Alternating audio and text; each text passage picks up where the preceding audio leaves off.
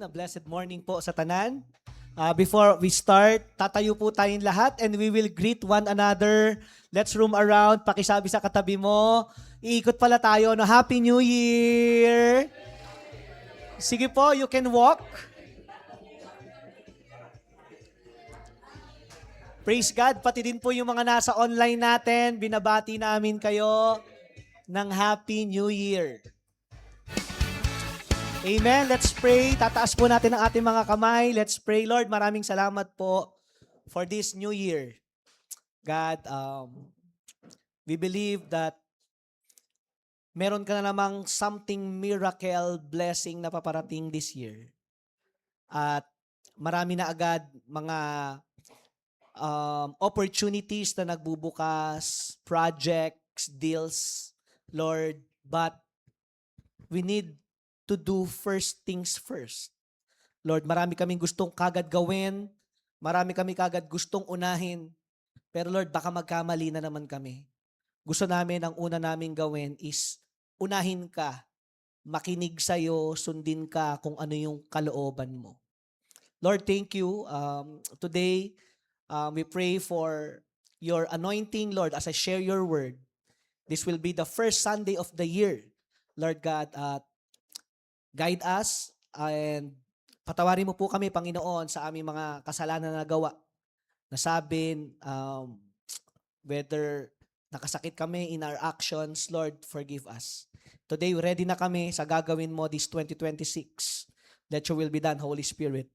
In Jesus' mighty name, and everybody say, Amen. Praise God, at makakaupo na po tayo ulit. Again, good morning sa tanan.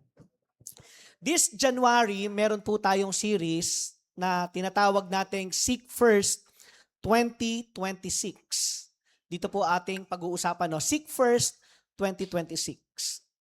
Now, alam niyo po ba na kada unang buwan ng taon, marami tayong gustong gawin. Taas ang kamay, sino dito yan?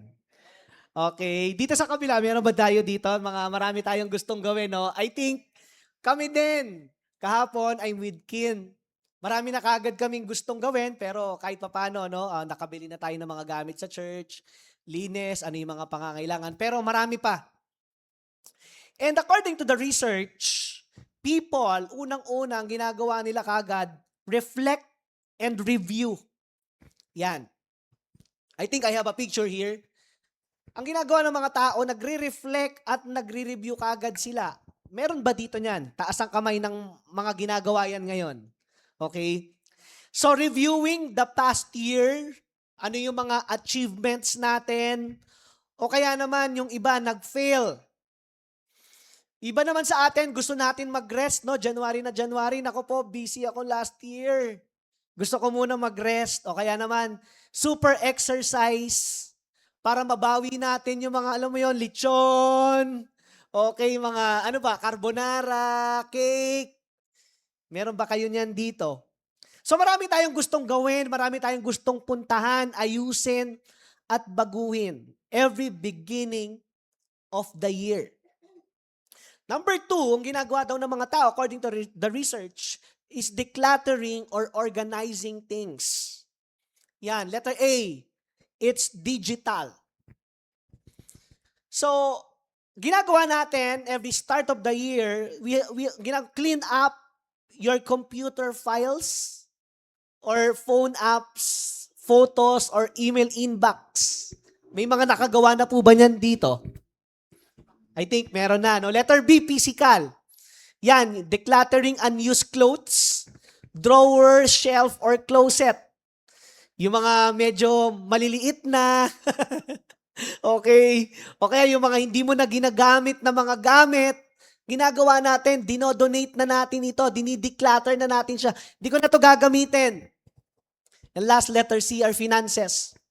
Nire-review natin yung budget natin and get finances in order. Nako po, last 2025, parang wala nangyari sa finances ko. Last year, parang gamay man lang ni. So, yan yung, according to the research, ito daw, and last, we have plans and set goals every beginning of the year. What new career to pursue? Where to invest? Ano ba ang di masyadong mabigat na sidelines na pwede kong gawin? Or looking for extra incomes? Ang iba ay naghahanap na ngayon, no? January pa lang ng mga murang airplane flights. Meron ba niyan dito? Para pagdating ng December, nako po, ano na, lagaw-lagaw na ni. Now, marami pa po tayong gustong gawin, pero kumuha lang ako ng 3 major according to the research. Ito yung mga ginagawa daw kadalasan ng mga tao every beginning of the year. Now, sa sobrang dami ng gusto daw nating gawin, you will become like this person.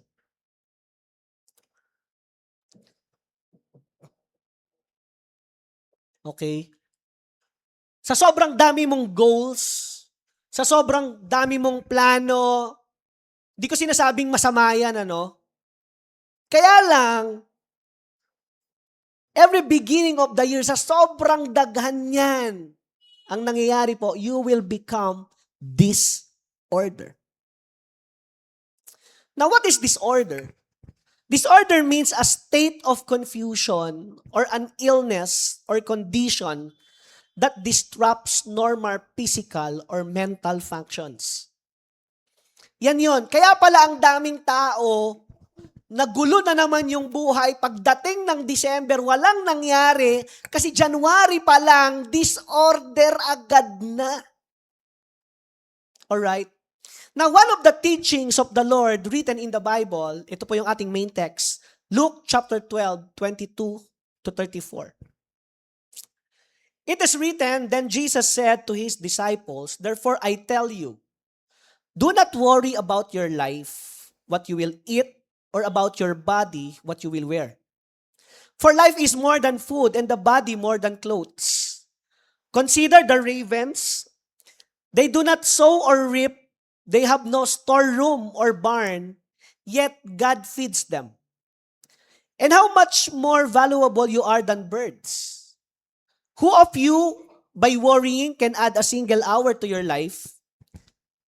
Since you cannot do this very little thing, why do you worry about the rest? Consider how the wild flowers grow. They do not labor or spin. Yet I tell you, not even Solomon in all his splendor was dressed like one of these. If that is how God clothes the grass of the field, which is here today, and tomorrow is thrown into the fire, how much more will He clothe you? You of little faith. And do not set your heart on what you will eat or drink. Do not worry about it, for the pagan world runs after all such things. And your Father knows that you need them. But seek His kingdom, and these things will be given to you as well. 32, do not be afraid, little flock, for your Father has been pleased to give you the kingdom. Sell your possessions and give to the poor. Provide purses for yourselves that will not wear out, a treasure in heaven that will never fail, where no thief comes near and no moth destroys. For where your treasure is, there your heart will be also. Now, to study this, the Lord Jesus is teaching His disciples nung panahon na ito.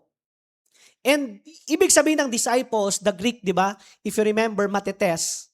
O kaya it means student, follower, or a learner. So ibig sabihin, nung tinuturo ito ng ating Panginoon, ang kausap niya is hindi na mga unbelievers. Okay?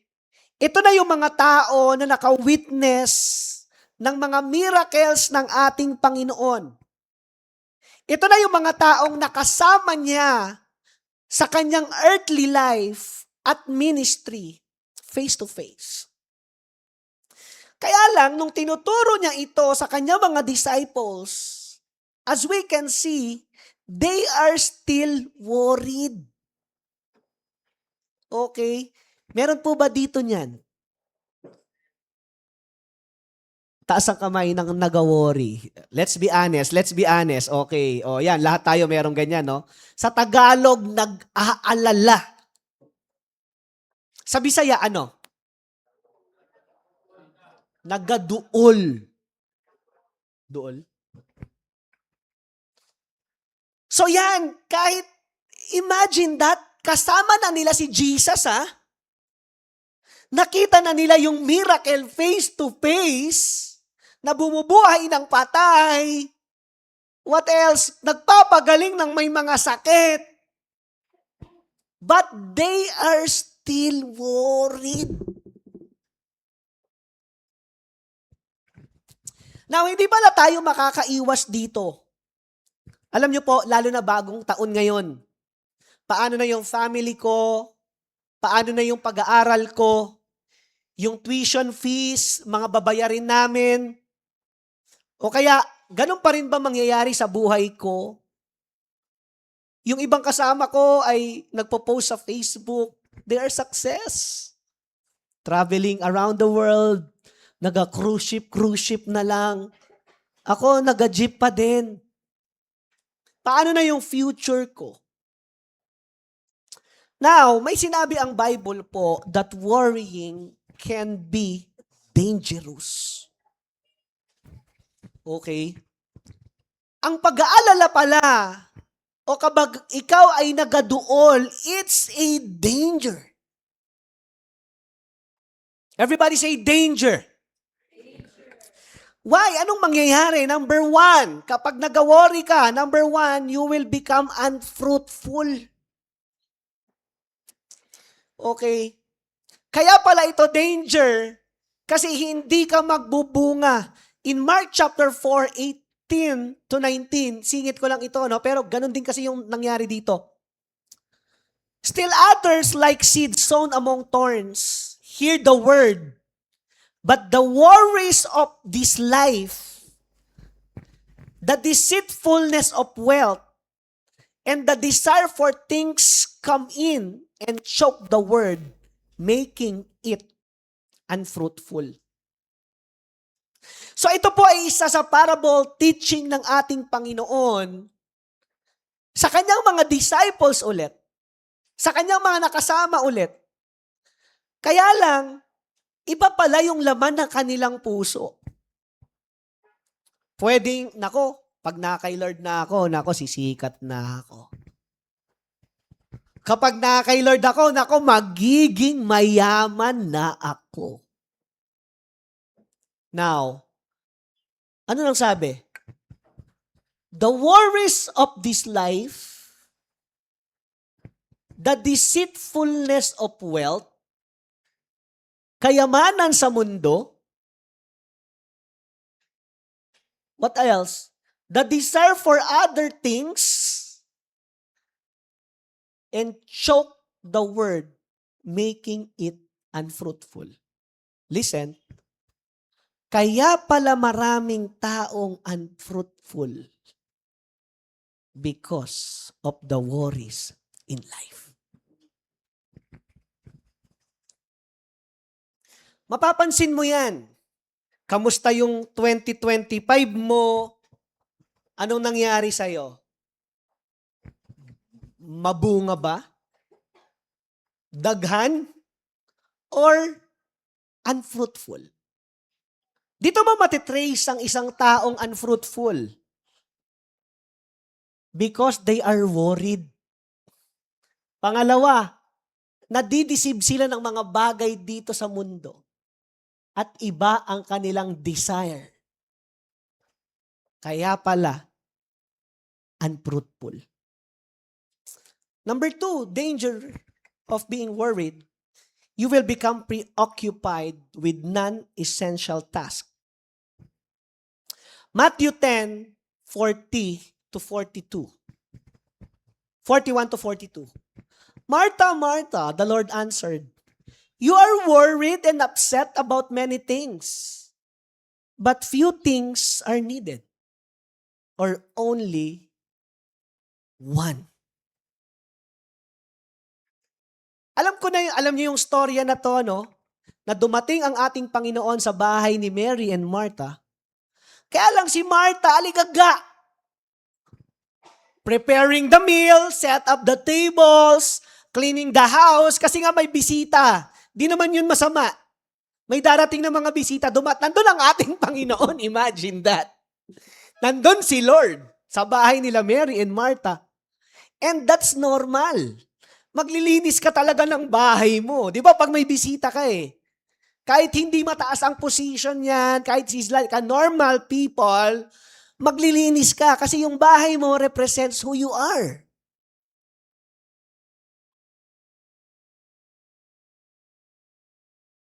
So si Martha, aligaga. Preparing the meals, set ng table, preoccupied with non-essential task. So ang mga tao pala na full of worries, ang dami nilang ginagawa. Are you still there? Hindi naman masama yung ginawa ni Martha, kaya lang nakalimutan niya yung mas importante. Number 3, danger of being worried is not trusting God completely. Luke 12:30. Kadugtong ito ng ating pinag-aaralan ng main text. For the pagan world runs after all such things, and your Father knows that you need them. So ang mga tao daw na worry sa mga bagay dito sa mundo, sabi the pagan world runs after all such things. Ginagawa daw yan ng mga pagano. Listen, tingnan natin yung other version para mas maintindihan natin yung Luke 12:30. Kumuha ko sa Contemporary English Version. Sabi dito, only people who do not know God are always worrying about such things. Your Father in heaven knows you need all of this. So ang mga pagano pala, ito yung mga taong walang Diyos. Hindi naniniwala na may Diyos. Another version, International Standard Version, because it is the unbelievers who are eager for all those things, surely your Heavenly Father knows that you need them all. So ang mga pagan people pala, mga unbelievers ito. So kapag ang isang tao ay full of worries, he's not trusting God completely. Pwedeng na kay Lord, pag Sunday, pag Wednesday life group, pero yung Monday, Tuesday, nasa mundo, Thursday, ayan na.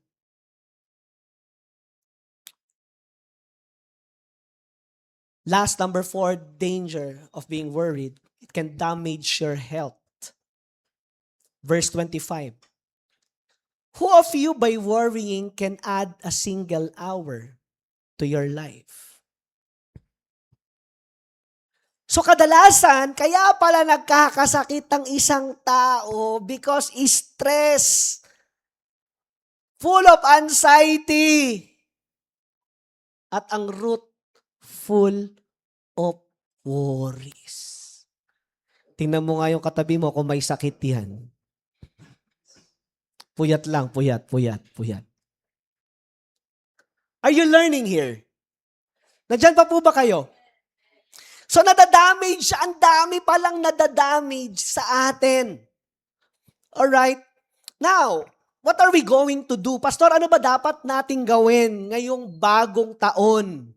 Okay, pwede ba isa mo na malakas sa palakpak para kay Lord Jan? Okay, so what are we going to do? Jesus commands us this new year, 2026. Number 1, sulat po natin ito. Life is not something to worry about. Pwede po ba basahin natin ito sabay-sabay? 1, 2, 3, go. Life is not something to worry about. Very good. In Luke 12:22, then Jesus said to his disciples, therefore I tell you that do not worry about your life, what you will eat, or about your body, or about what you will eat, or about your body, what you will wear. Ibig sabihin ng ating Panginoon, daw tayong mag-alala sa buhay. Sabi niya dyan, your food, your body, your clothes. Kung makikita natin, itong tatlong ito ay necessity ito sa buhay. Tama naman ito. Kailangan naman talaga ito ng isang tao. Kaya lang, sabi ng ating Panginoon, kapag yan yung inuuna mo, mag-worry ka. Kaya nga sabi, do not worry. Verse 24, sabi na, consider the ravens.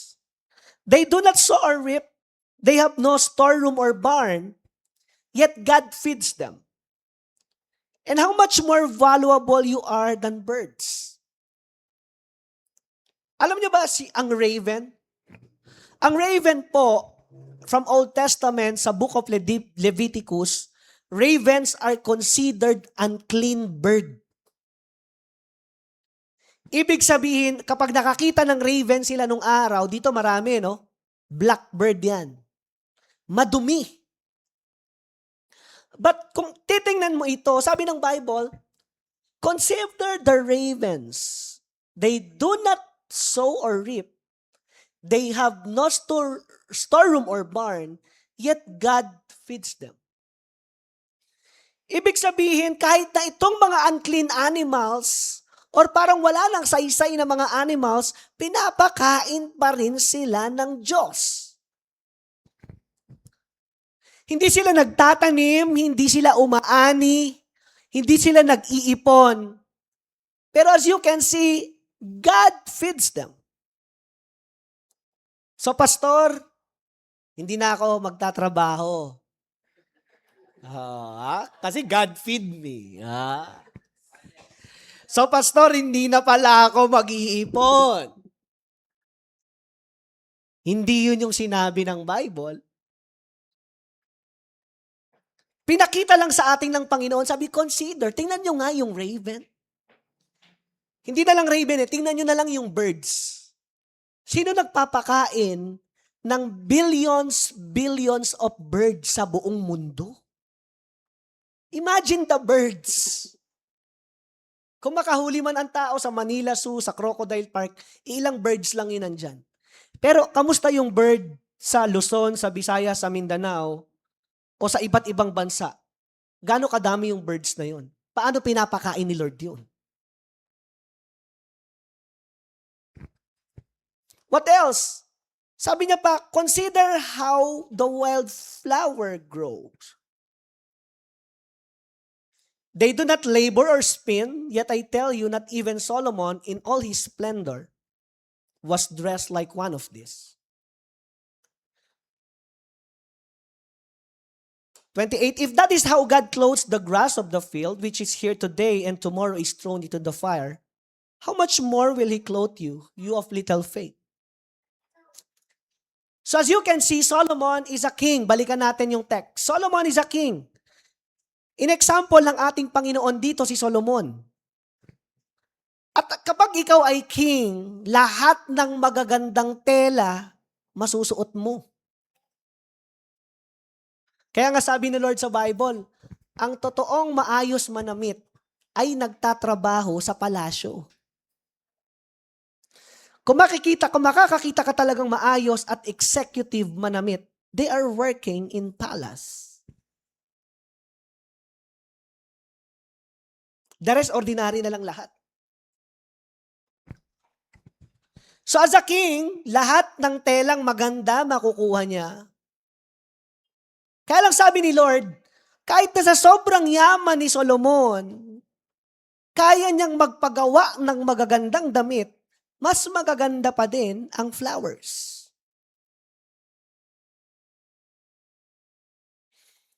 So kung the best ang pagka-create ni Lord sa mga flowers, how much more ikaw, ako, o tayo? Question. Ano ba yung pinaka-masterpiece na kinreate ni Lord? Tingnan mo yung katabi mo. Yan yun. Hindi building. Hindi kotse. Hindi si Uniqlo. Hindi kung sino-sino pang mga magagandang lakos. No! Kung may pinakamagandang, the best na masterpiece si Lord, walang iba kundi ikaw yon. Pwede ba isa muna malakas sa palakpak para kay Lord dyan? So remember this, that life is more than food and the body is more than clothes. Hindi masama kumain. Kailangan yan. Hindi masama mag-OOTD. Okay yan. Kaya lang ang buhay, hindi lang patungkol dyan. Amen? Now, how to overcome worries? Pastor, meron akong ganito eh. Ito, mga requirements how to overcome our worries. Letter A, trusting God completely. Trusting God completely. Psalms 118, 8-9. Listen to this, church. Ganda nito. It is better to take refuge in the Lord than to trust in humans. It is better to take refuge in the Lord than to trust in princes. What do you mean? Anong sinasabi ng psalmist dito? Listen. Hindi masama magtiwala sa tao. Lalo na kung pamilya mo yan, kakampi mo yan. Kaya lang hindi lahat, ano? Hindi masama magtiwala sa relatives, sa mga mentors natin, sa mga colleagues natin, sa mga friends, sa mga networks mo, sa connections mo. Hindi masama mag-trust sa mga right people. Kaya lang sabi ng psalmist, it is better to trust in the Lord. Okay lang mag-trust, pero mas better na ang pinakapagkatiwalaan mo ay ang Ginoo. Why? People change. Nagbabago ang tao, depende sa sitwasyon. Kaya nga galing ng psalmist. Kung may pagkakatiwalaan ka, okay yung humans, okay din yung mga princess. Princess, it means mga nasa position, yung mga boss natin, alright, employers natin. It's okay to trust them, but mas better kung yung trust mo, ibibigay mo lang kay Lord. Letter B, how to trust God. How to overcome worries. Letter B, alternative viewpoint on your life concerns. Anong ibig sabihin nito, Pastor? Sa Tagalog, ibang pagtingin sa bawat problema ng buhay. Now, kaya pala tayo nag-aalala. Bakit? Kasi nga, 2026 na naman. Paano na yung buhay ko? Kaya ko ba? Pastor, nag-loan ako ng bahay, 30 years to pay. Kakayanin ko ba? Pastor, nag-franchise ako ng McDo. Tingin, kaya ba? Pastor, bumili ako ng kotse. 5 years to pay. Marami akong worries.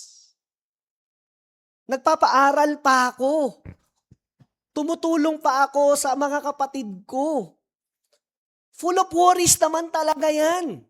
Kaya lang, how to overcome this? You need to alternative viewpoint on your life concern. Anong ibig sabihin nito? Ibahin mo yung perspective mo. Okay? Ibahin mo yung viewpoint mo. Lahat ng problema mo sa buhay, lahat ng concern mo sa buhay, kasama na talaga yan. Pero ang gagawin natin ngayon, ibahin mo. Why?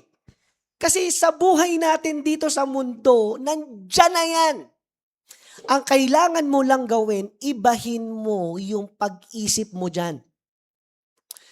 Alam niyo po ba na kadalasan ang mga concerns, problems natin or trials sa buhay, yan daw yung paraan ng Diyos para lumago ka. Kaya lang, ang mali sa ginagawa kasi natin bilang tao, lalo-lalo na as believers, kapag may mga dumadating tayong concern o problema sa buhay, ano ni man? Pinapahirapan naman ako lagi ni Lord. Ano ba yan? Di pa nga tapos yung isa ko, may bago na naman. Mali yung tingin mo. So ang gagawin natin ngayong 2026, ibahin mo. Ay, may problema. Ay, may concern. Teka lang. Anong matututunan ko dito? Okay. Paano ako lalago dito? Dapat excited ka. Kasi yan yung paraan ni Lord para lumago ka. Yan yung paraan ni Lord para pag-mature ka. Are you still there? And last, letter C. How to overcome worries in life is you need a support team to help. Kailangan mo daw ng team o mga tamang tao na tutulong sa'yo. That's why this 2026, you find believers who will pray for you. What else? Hanap ka ng mga tao na nagbibigay ng wisdom sa'yo. Ako until today, naghahanap ako niyan. At may mga bago akong namimit na mga tao. Hindi man sila believers, pero meron silang ginawang impact sa buhay ng pamilya niya, dito sa bansa. Alam mo yun, kailangan mo niyan. Kailangan natin yan. May bago na naman ako na-meet while walking inside Ladislao. Gulat ako, syempre, holiday, no? Galing ng approach niya sa akin. Sabi niya, ang liit lang. Sorry i-example ko si Leticia, my sister. Ang liit as lalaki. Sabi niya, mag-isa ka. Sabi ko, opo. So, dumikit na kagad ako sa kanya. Mamaya, while walking, galing niya. Paano siya kumunik kagad sa akin? Sabi ko, galing ng taong to. Ang bilis niya kagad kumunik sa tao. So, while talking, attorney pala siya. At regional attorney siya ng Region 11 RD. Sabi niya, I have 78 lawyers under me. Sabi ko, grabe to. Napaka-humble. Sabi ko, hanggang sa, kilala niya, yung mga people are inside. Okay, so ikaw, anong mo, what's your business? Ganyan mga tao no? What's your business? Actually, attorney, I'm a pastor. So you're preaching. Okay, so, ayun chika-chika. Kaya lang sa isip-isip ko, I need this man. We need this man. Bakit? Pagdating ng mga legal terms, may mga kaso-kaso. Tama? Alam nga naman, kaso-kaso, banata na natin yan. Hindi pwedeng kanto-kanto dito. Nasa church tayo, pag may problema, pastor, may nangaaway sa akin. Pastor, nilaloko ako nito. Hindi mo pwedeng, in the name of Jesus! Hindi pwede yun. You need support team. Nakipag-close deal na kagad ako sa kanya. Hinatid ko sa bahay. Sabi ko, attorney, pwede ba sumama ako sa'yo? Okay, so walking around. Hanggang sa paghatid ko, so this is my home. Chika-chika kami. Close deal kagad, pak! Sabi ko, attorney, okay po ba ikaw? Kunin kitang maging one of my advisor. Para pag may mga concern kami sa church, malalapitan kita. Sabi niya, yes.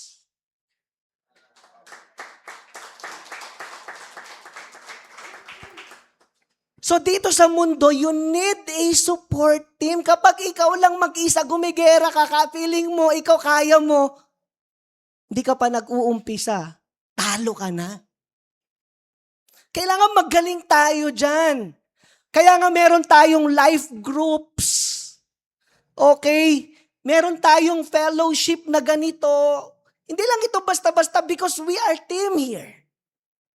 Nagtutulungan tayo dito. Hindi ito pabidahan na alam mo kung sino, sikala mo kung sino ka. Hindi naman Wala nga You need support team. Pakisabi sa katabi mo, kailangan ka pala. Go, go. Sige mo. Kailangan ka pala. Alright? Number two. Jesus commands us, number 2, don't let your heart be centered on worldly things. Do not set your heart or don't let your heart be centered on worldly things. Sa Tagalog, huwag mong hayaang mapunta ang puso mo sa mga makamundong bagay. Luke 12:29. And do not set your heart on what you will eat or drink. Anong ibig sabihin nito? Listen, church. Sabi do not set. I-underline nyo or circle nyo yung word na set. Now, what is set? Ang ibig sabihin daw ng set, according to Merriam Dictionary, means to restore, to establish, to furnish, to put, to fix, to become, to cover, to apply, to have. So ito daw dapat, sabi na, wag mo daw ano ibig sabihin ng Lord nito? So maraming tao ngayon, bagong taon, kung saan nila siniset ang kanilang buhay. Hindi naman masama mag-set ng goals. That's good. Hindi naman masama mag-set ng target. Hindi naman masama mag-set ng boundaries. Kaya lang kung dito lang daw nakaset ang focus mo, sigurado, hindi mo na naman makukuha yan. Now, saan mga bagay-bagay tuwing bagong taon siniset mo yung buhay mo? Sige, you imagine it. Saan mo siniset ka agad yan? Ang iba, gusto ko makakain, pastor, ng 3 beses sa isang araw. Gusto ko makapagtapos ng pag-aaral. Pastor, gusto ko nang mag-asawa. 33 na me. Pastor, gusto ko nang magkaroon ng trabaho. Gusto ko makapag-abroad. Ba't ano bang sinasabi ng Bible? Life is more than that. The Bible said, verse 30a, for the pagan world runs after such things. Kapag siniset mo daw yung puso mo sa mga bagay dito sa mundo, you are like pagan. Pagan, nabanggit ko na kanina yan, they are the unbeliever people. Sila yung mga taong walang Diyos. Sila yung mga taong hindi sumasamba sa Diyos. Kaya mangyari, if they set their hearts on things of this world, at the end, pagod sila. Kapoy man ni. Makikita mo naman sa isang tao, makausap mo lang kung kapoy siya o hindi. Kahit nga hindi mo makausap eh. Parang pagod na pagod ito. So the Bible said, do not set your heart on the things of this world. Wag mo daw ilagay masyado yung puso mo, yung isip mo, o yung buong buhay mo sa mga bagay dito sa mundo. And third, Jesus commands us, number 3, do not be afraid. Paulit-ulit natin itong sinasabi, no? Do not be afraid. Luke 12:32. Do not be afraid, little flock, for your Father has been pleased to give you the kingdom. Now, question. Natatakot ka bang masaktan ulit? Natatakot ka ba na hindi ka makapagtapos? Natatakot ka ba sa future mo? Natatakot ka ba sa pamilya mo? The Bible said, do not be afraid. And fear is the enemy of every believers. Ang daming mga believers po, hanggang ngayon, bagsak pa din. Ang daming believers, hindi nila nakuha yung will ni Lord because of the fear. Kaya ang ganda ng quote na ito nung nabasa ko, Ang kalaban pala ng pananampalataya mo, ang kalaban ng paniniwala mo sa Diyos is what? Is your fear. Laging gusto ni Lord, great mangyari sa buhay natin eh. Kaya lang, because of the fear, hindi mo makukuha yan. 2026, do not be afraid. Number 4, malapit na tayo matapos. Level up your faith. Pwede po ba sabay-sabay natin itong basahin? 1, 2, 3, go! Yes! Verse 28b. How much more will He clothe you, you of little faith? So, ang gagawin natin this 2026, i-level up mo yung faith mo. Maganda yung ginawa mo na last year or the past few years, tapos na yun. Maganda, you do excellence. Ang galing mo sa trabaho mo, ang galing mo sa business mo, ang galing mo sa ministry, pero maganda this 2026, you level up. Amen? Mas maganda nagle-level up ka. Hindi mo napansin if you're a gamer. Ako, one of the gamer ako, no? Lagi ako naglalaro dati nung ako ay, hindi ko pa kilala si Lord. At lagi talagang excellence. Nagna-number 1 ako sa Dota, nagna-number 1 sa Counter-Strike. Dumadayo kami, ako yung pinaka parang, alam mo yun, yung leader nila. Sige, dito ka sa 3, sa 2 tayo, bombsite tayo. Lahat ginagalingan ko, pati sa Ragnarok, lahat ginagalingan ko kasi gusto ko makuha yung pinaka.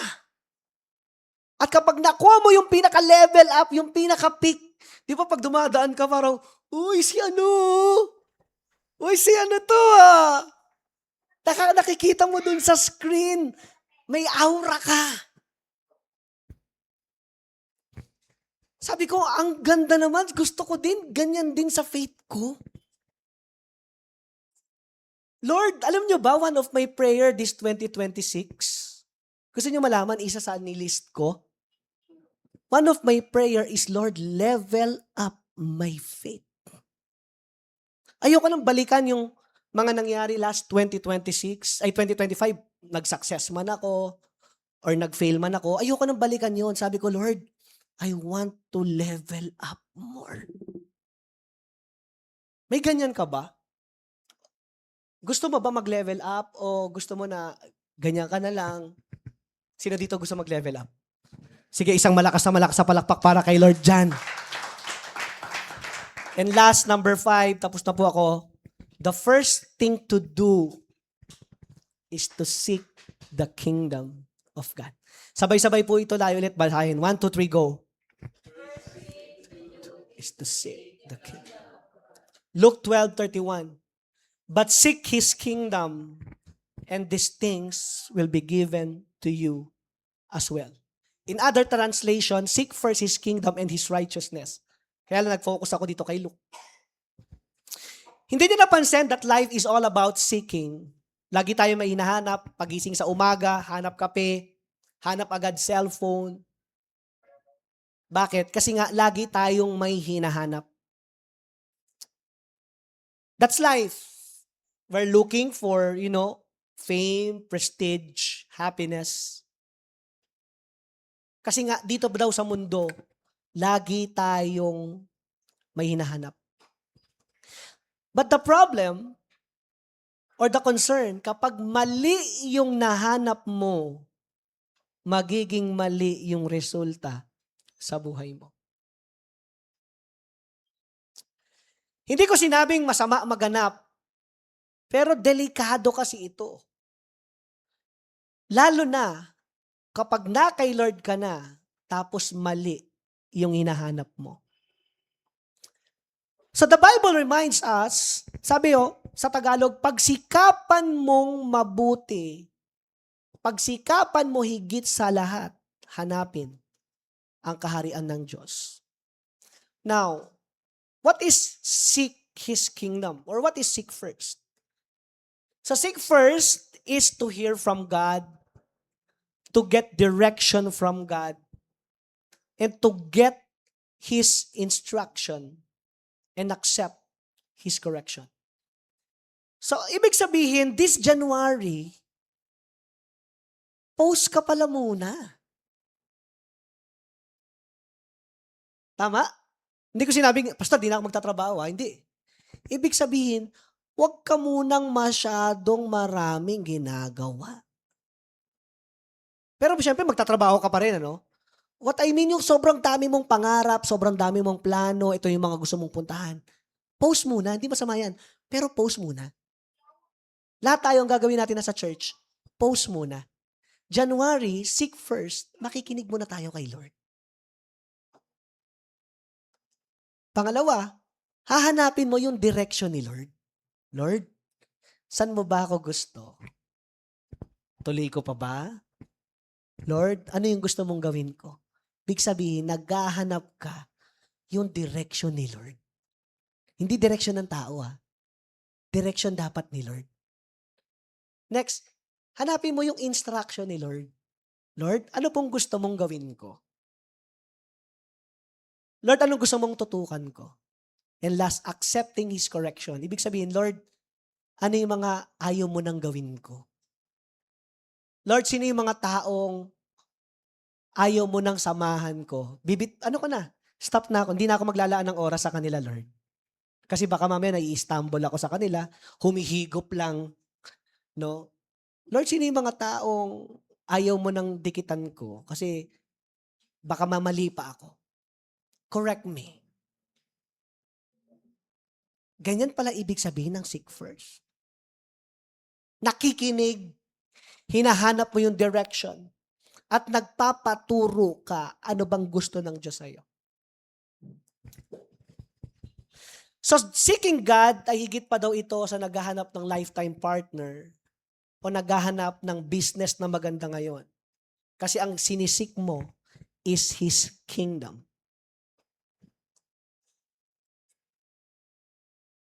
You're seeking God's kingdom. Ibig sabihin, hinahanap mo yung kalooban ng Diyos sa'yo. So, ang gagawin natin during our seek first next week, but you can start na. Ako, nag-start na ako. Lord, anong gusto mong gawin? Pero as one church, we will be having our prayer and fasting, no? From January 12 to 16, dito tayo lahat magkikita. Every night, 7 o'clock p.m., we will pray. Okay? What else? We will be having a fasting. Isisend ko na lang sa group chat kung ano yung mga fasting type na pwede natin gawin. Pwedeng full fast, Daniel fast, partial fast, water fasting. So, ganyan yun. What else? You can join the retreats, Bible study. What else? Life groups. Seeking yun. Hinahanap mo kasi si Lord. Hinahanap mo kung saan nandun yung presence ng Lord. At ang sabi ng Bible, Luke 12:31, dito po ako magtatapos, sabi niyo, but seek His kingdom and all these things will be given to you as well. Ibig sabihin, kapag inuuna mo ang Diyos, inuuna natin ang Ginoo, lahat daw ng gusto mo, lahat ng dinidesire mo, lahat ng dreams mo, according to His will, no?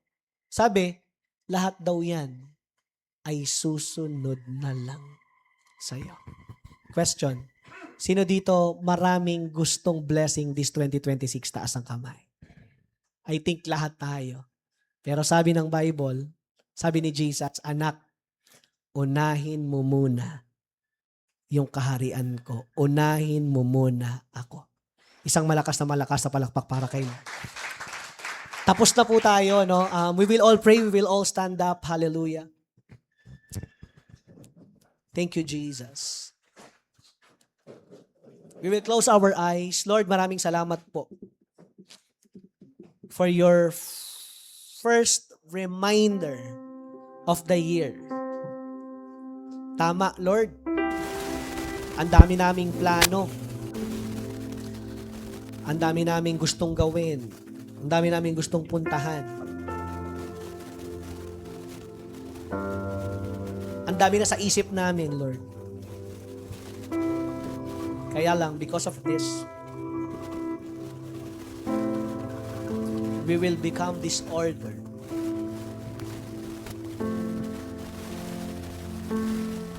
Kapag mali pala yung inuuna namin, Lord,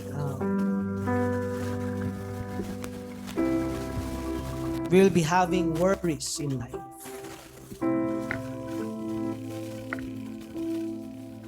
Right now, I give you time. Kung mas inuuna mo pa yung mundo, mas inuuna mo pa yung mga bagay-bagay dito, hingi tayo ng tawad kay Lord. Lord, patawarin mo kami. Lagi na lang gusto naming plano namin ang nasusunod.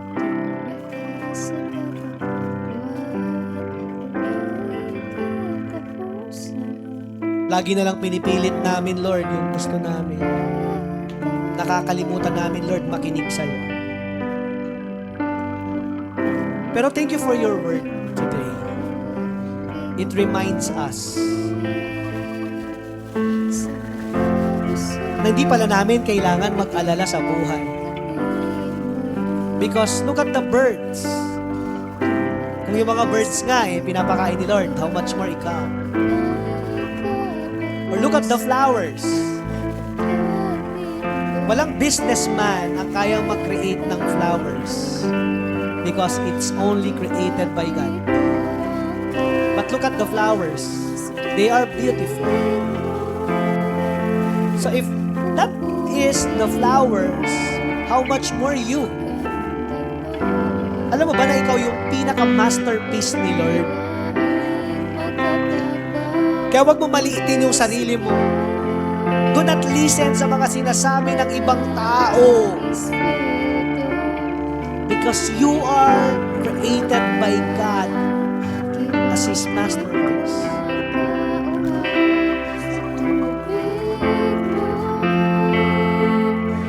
Pangalawa, do not set your heart on things of this world. Wag mo daw kagad iset yung mga puso mo o yung puso mo sa mga bagay-bagay dito sa mundo.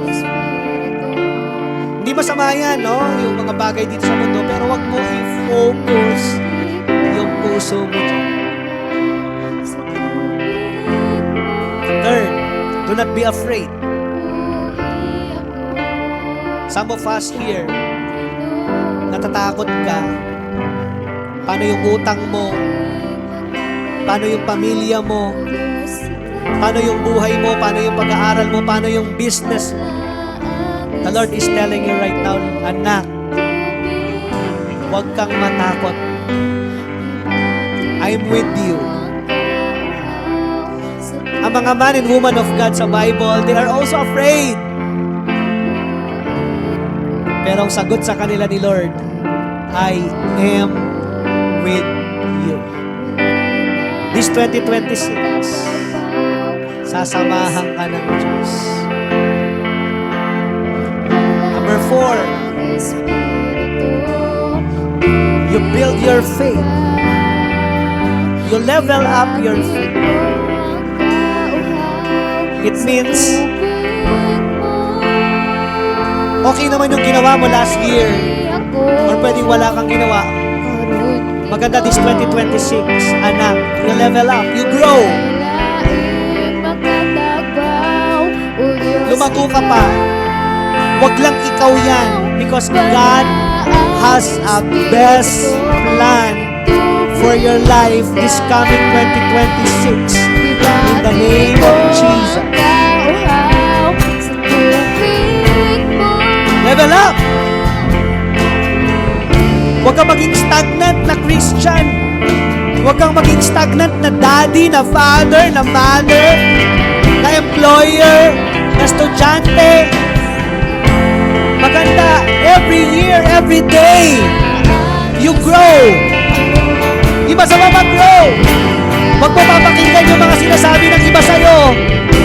People will judge you always. Pero ikaw ang gagawin mo. Ang target mo, Lord, I want to grow. Lord, this 2026, gusto ko pa mag-level up yung faith ko.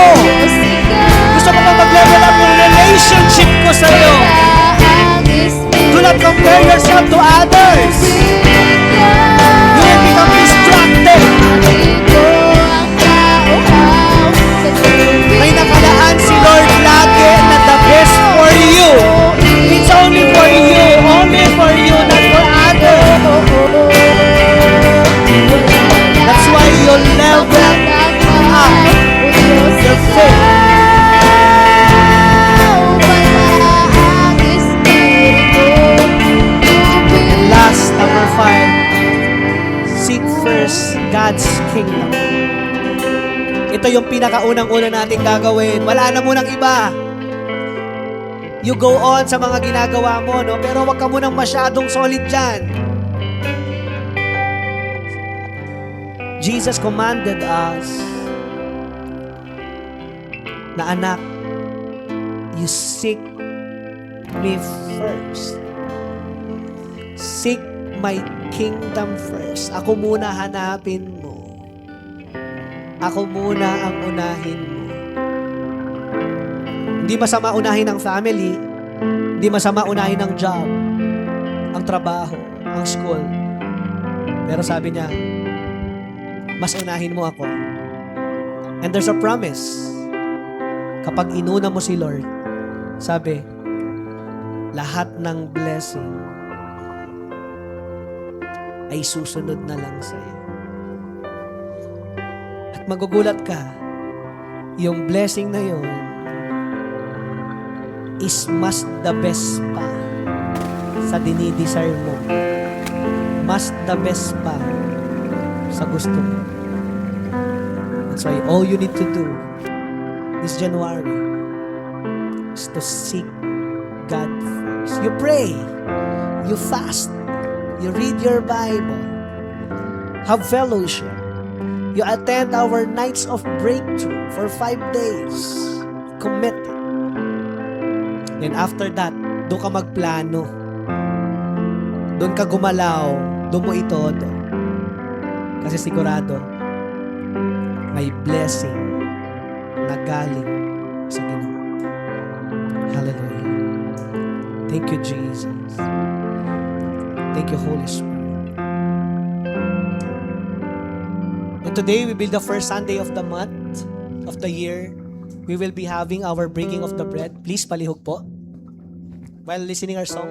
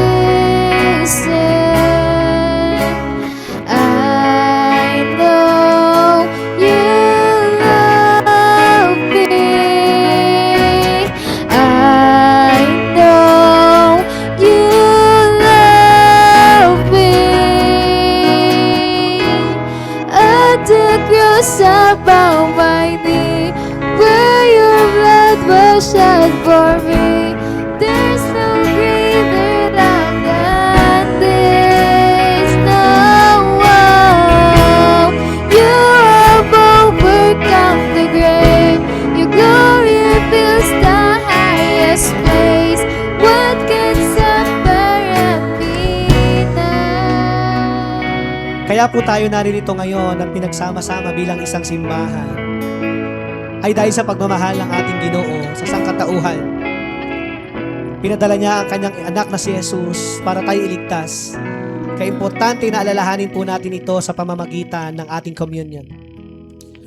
Reading to you 1 Corinthians 11, chapter 11, 23-25. Ito ang katuroang tinanggap ko sa Panginoon at binigay ko naman sa inyo. Noong gabi siya'y pinagkanulo. Ang Panginoong Jesus ay dumampot ng tinapay. Taas po natin ang ating mga tinapay, please. Siya'y nagpasalamat at pinagpirap para sa iyon. At sinabi, gawin ninyo ito bilang pag-alaala sa akin. Kainin na po natin, please.